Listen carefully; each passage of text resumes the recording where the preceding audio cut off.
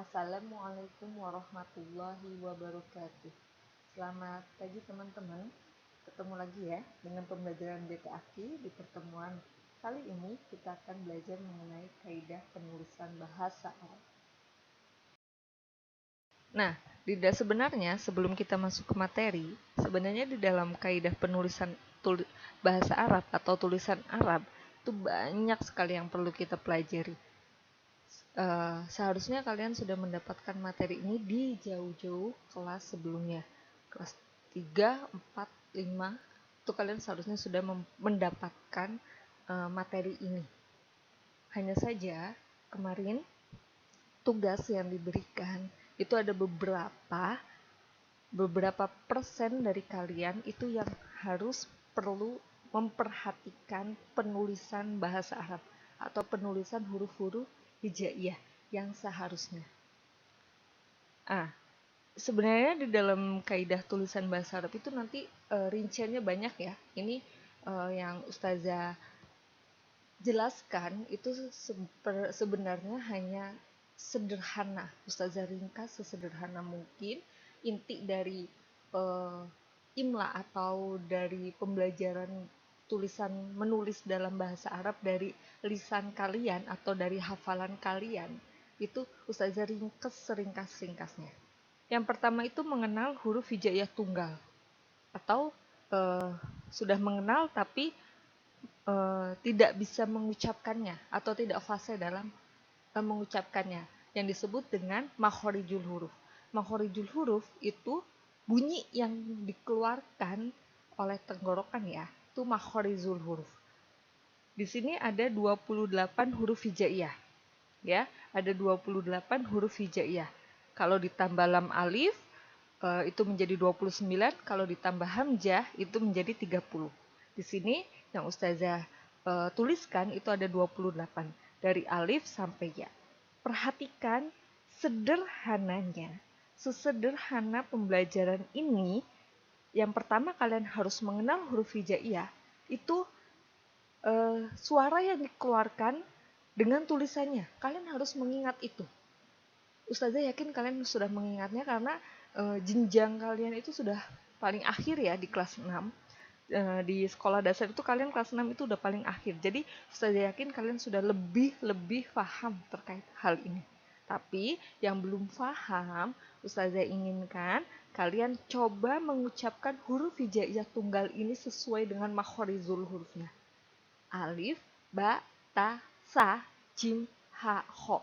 Termasuk huruf-huruf yang samar, yang sama seperti sa, dan sya. Ya, ketiga huruf itu minimal itu kalian harus bisa membedakan mana salasatun. Berarti itu yang digunakan apa? Ya, terus lagi rasulun. Itu yang digunakan sa atau sya. Ya, kalian harus bisa membedakan pengucapan yang kalian keluarkan dengan tulisan yang kalian tulis. Itu yang pertama, huruf-huruf samar atau huruf-huruf yang sama. Tadi sa, dan sya. Terus lagi seperti da, do, dan zo. Ya. Dal, zod, dan zo. Itu juga hampir mirip. Kalian harus bisa membedakan. Seperti lagi zal, zai, dan zod. Itu juga. Ya, itu juga harus kalian bedakan. Alif, ain sama itu juga harus kalian bedakan mana alif, mana ain. Atau ya, sesederhana itu dulu. Bedakan pengucapan, Ustazah ulang lagi ya, bedakan pengucapan huruf-huruf yang hampir mirip. Seperti yang tadi Ustazah ucapkan ya. Ada sa, dan sya. Terus ada lagi dal sama za. Dal, za. Itu terus zo. Itu juga terus sin dan shot. Sin, shin udah jelas beda. Terus tambah lagi sod. Itu juga ya harus kalian bedakan. Itu dulu. Kemudian kita lanjutkan. Ini yang tunggal ya. Ini masih huruf hijaiyah, pengenalan huruf hijaiyah tunggal dan makhorizul huruf yang kalian ucapkan. Karena imla itu pada dasarnya melatih menulis sesuai dengan ucapan. Sesuai dengan ucapan atau hafalan kalian. Apa yang kalian hafalkan, jika kalian menulis itu keliru, itu juga bisa jadi masalah. Paham sampai sini ya? Kita lanjut ke selanjutnya. Setelah huruf hijaiyah tunggal, di sini kita bertemu dengan huruf hijaiyah sambung. Penulisan huruf hijaiyah tunggal, ketika dia menjadi huruf sambung, itu ada beberapa yang berbeda. Ulang lagi. Huruf hijaiyah tunggal, ketika dia menjadi huruf hijaiyah sambung, ada beberapa huruf hijaiyah yang berubah penulisannya. Contohnya dilihat. Jim, ha, ho. Penulisan ketika dia menjadi huruf sambung itu akan berubah. Seperti ini ya, seperti yang dicontohkan. Terus lagi ain, hoin. Ya, perhatikan ya, baik-baik. Dan satu lagi, ketika dia menjadi ketika dia memiliki perannya atau yang penulisannya harus melewati garis, kalian tulis melewati garis. Tidak dipaksakan untuk naik. Seperti apa? Nun, ya. Ya, nun dan ya ketika dia menjadi huruf sambung itu tetap menjadi di bawah garis. Paham? Lanjut ya. Ini juga lanjutannya ada kaf, lam, mim, dan ha. Ya, ada beberapa huruf hijaiyah yang nggak Ustazah contohkan. Karena kalian sudah di jenjang kelas 6, pasti kalian sudah tahu. Kaf, perhatikan, ketika menulis huruf kaf, itu akan berubah ketika ia berperan menjadi huruf sambung awal dan tengah. Perhatikan, ya. Terus lam ketika ia menjadi huruf sambung awal dan tengah, itu penulisannya sejajar, tidak melewati garis. Oke, perhatikan baik-baik. Terus lanjut lagi ke berikutnya.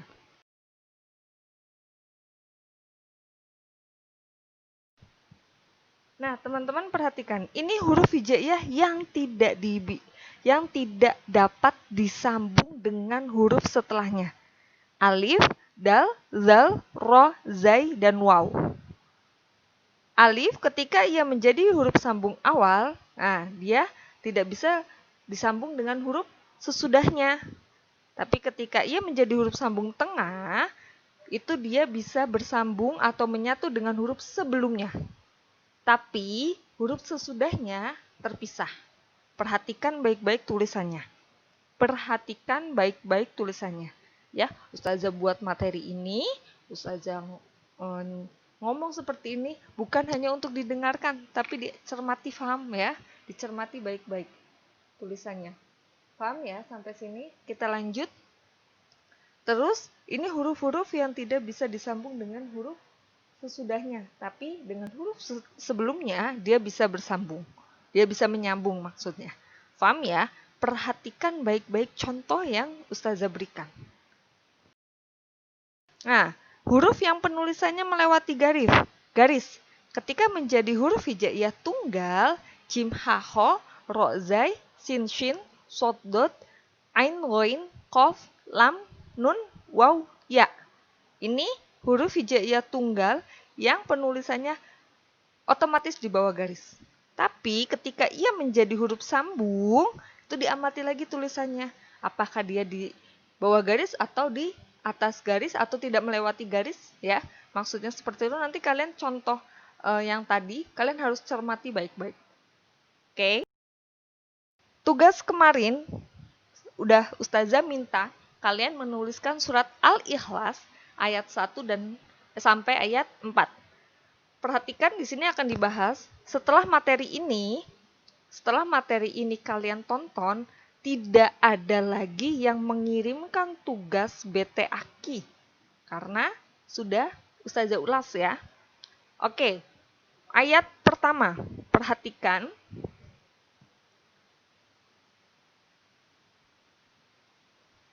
Kul Huwallahu ahad. Ya, perhatikan lam di situ tetap ditulis melewati garis. Waw di situ juga melewati garis. Ketika tulisan waw itu tidak dipaksakan untuk naik atau tidak melewati garis. Sampai sini dulu. Paham? Terus ayat kedua ada yang namanya Allahus Somad. Nah, di sini ada alif lam yang tidak dibaca. Dalam kaidah tulisan bahasa Arab ini disebut hukum lam alif lam syamsiah. Ya, alif lam syamsiah. Ada tetapi dianggap tidak ada atau tidak dibaca. Ada tapi tidak dibaca. Allahus Somad. Ya, itu tulisan alif lam syamsiah. Terus yang kedua, yang ketiga maksudnya, ayat ketiga, lam yalid wa lam yulad. Perhatikan, waw di sini tetap ditulis di bawah garis. Ya. Lam yalid wa lam yulad. Perhatikan ya, ketika kalian mengucapkan, tuh tulisannya harus seperti apa. Terus ayat keempat, walam yakullah. Walam yakullah. Ya, berarti ada nun sukun. Walam yakullah. Ada nun sukun, bertemu lam bertasydid. Ya. Terus selanjutnya. Dari tugas yang kemarin, beberapa sudah bagus, tapi ada juga yang masih penulisannya masih berantakan. Ustazah minta ketika tugas dimohon untuk menulis menggunakan buku tulis biasa, bukan buku tegak bersambung.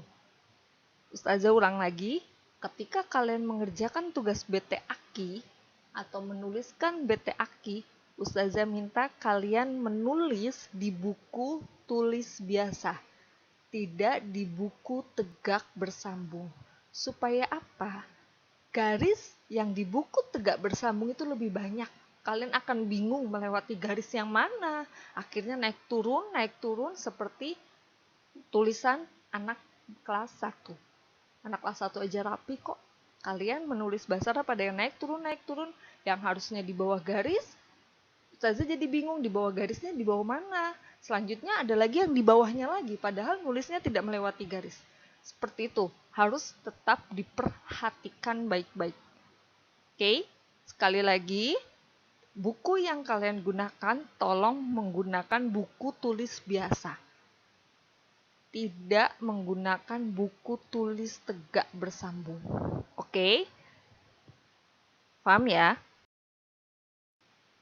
Untuk pertemuan kali ini, mungkin cukup itu yang Ustazah minta dari kalian. Tugasnya, tolong hafalkan atau ingat-ingat kaidah penulisannya. Mana yang harus bisa disambung, mana yang tulis di bawah garis, mana yang tidak bisa disambung dengan huruf setelahnya, dan mana-mana yang harus tulisannya berubah ketika ia menjadi huruf sambung. Itu harus diperhatikan. Mungkin itu saja dari Ike. Kurang lebihnya minta maaf. Saya akhiri. Wassalamualaikum warahmatullahi wabarakatuh. Ingat, jangan malas untuk terus berlatih. Siapa yang malas untuk berlatih, ya udah sekak di situ. Oke, terima kasih. Sampai ketemu di pekan berikutnya. Wassalamualaikum warahmatullahi wabarakatuh.